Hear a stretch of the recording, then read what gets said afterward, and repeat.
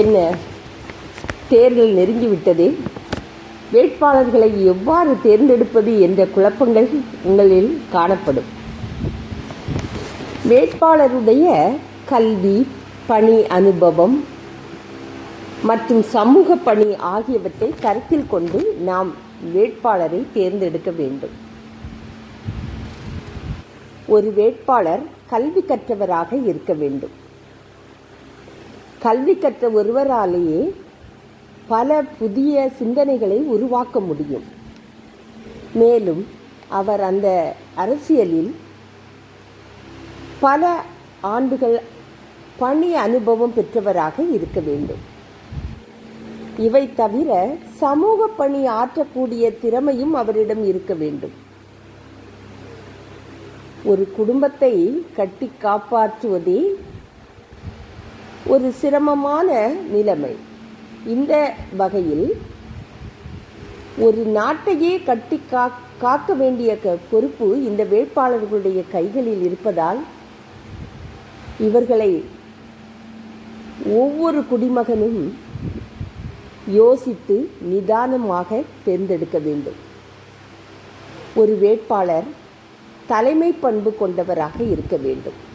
தலைமை பண்பு என்றால் தன் கீழ் உள்ள மக்களாக இருந்தாலும் சரி, பணியாற்றுபவர்களாக இருந்தாலும் சரி, அவர்களை வழி நடத்தக்கூடிய தன்மை அந்த வேட்பாளருக்கு கண்டிப்பாக இருக்க வேண்டும். இந்த பண்பு மட்டும் இருந்தால் போதுமா?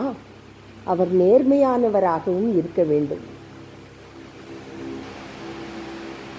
அது மட்டுமல்ல, வெளிப்படைத்தன்மை, அதாவது தான் என்ன செய்ய போகிறோம்,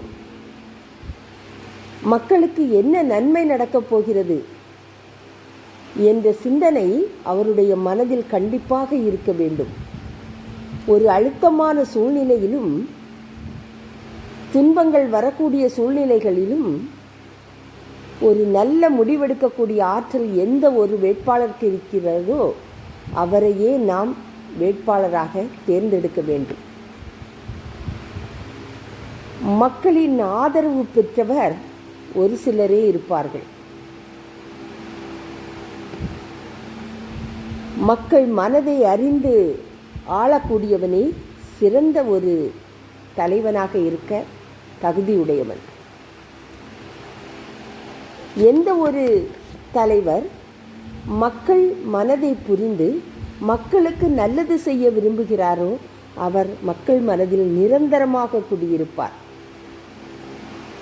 ஒரு நாட்டை ஆளக்கூடிய தகுதி ஒருவருக்கு கிடைப்பதே ஒரு அபூர்வமான ஒரு நிகழ்வாகும். அவர் தன்னலமின்றி மக்கள் நலனில் கருத்து கொண்டு நல்லவற்றையே செய்வாராயின் மக்கள் அவரை நிரந்தர தலைவராக ஏற்றுக்கொள்வார்கள். அது மட்டுமல்ல, ஒரு வேட்பாளராக இருப்பவர் அவர் நிற்கக்கூடிய தொகுதியின் உள்ளூர் பிரச்சனைகள் என்ன என்பதை தெரிந்து வைத்திருந்தவராக இருக்க வேண்டும். அந்த பிரச்சனைகளை எவ்வாறு தீர்க்கலாம், மக்களிடம் சுமூகமான நிலைமையை எவ்வாறு ஏற்படுத்தலாம் என்பன பற்றிய அத்தனை விஷயங்களும் ஒரு வேட்பாளருக்கு தெரிந்திருக்க வேண்டும். அது மட்டுமல்ல, அவர் எந்த கட்சியில் இருக்கிறாரோ அந்த கட்சியின் மீது விசுவாசம் கொண்டவராக இருக்க வேண்டும். அவர் கொண்ட கட்சியின் மீது அவருக்கே ஒரு பற்று இல்லை என்றால் மக்கள் அந்த கட்சியின் மீது பற்று வைக்க மாட்டார்கள். எனவே ஒரு வேட்பாளராக இருக்கக்கூடியவர் தன்னுடைய கட்சியின் மீது விசுவாசம் கொண்டவராக இருக்க வேண்டும். இவை மட்டுமல்ல, வருங்கால இளம் தலைமுறையினருக்கு வேலைவாய்ப்பு மற்றும் வாழ்க்கையில் வாழக்கூடிய அடிப்படை வசதிகள் அத்தனையும் செய்து கொடுக்க தயங்காதவராக இருக்க வேண்டும். பணம் என்னடா பணம், இன்று ஒருவர் கையில் பணம் அடுத்த நாள் அது மற்றவர்களுடைய பணமாக மாறிவிடுகிறது.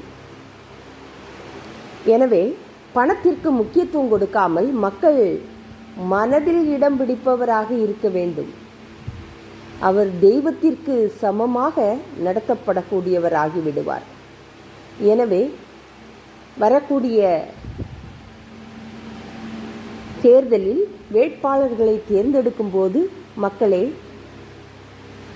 நாட்டின் நலனுக்காக நல்ல வேட்பாளர் என்று உங்கள் மனதிற்கு தெரிந்தவர்களை மட்டுமே நீங்கள் தேர்ந்தெடுங்கள்.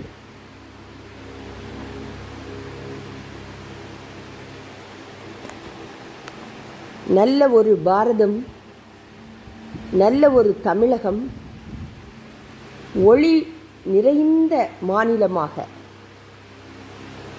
இந்தியாவில் உள்ள மாநிலங்களிலே தமிழ்நாடு முதல் மாநிலமாக திகழ வேண்டும். நாமும் அதில் ஒருவர் என்று நாம் சந்தோஷப்படக்கூடிய நிலைமையை உருவாக்க வேண்டும். உங்கள் வாக்கு உங்கள் கைகளில். நீங்கள் அலசி ஆராய்ந்து யாரை தேர்ந்தெடுக்க வேண்டுமோ நீங்கள் தேர்ந்தெடுங்கள். சுதந்திரமாக வாக்களிங்கள். உங்களுக்கு கிடைத்த ஒரு முழு உரிமை வாக்களித்தல். யாருமே தகுதி உள்ள யாருமே ஓட்டு போடாமல் இருக்காதீர்கள். நம் தமிழகத்திற்கு நல்ல ஒரு தலைமை பண்பை உடைய ஒரு தலைவரை தேர்ந்தெடுப்போமாக.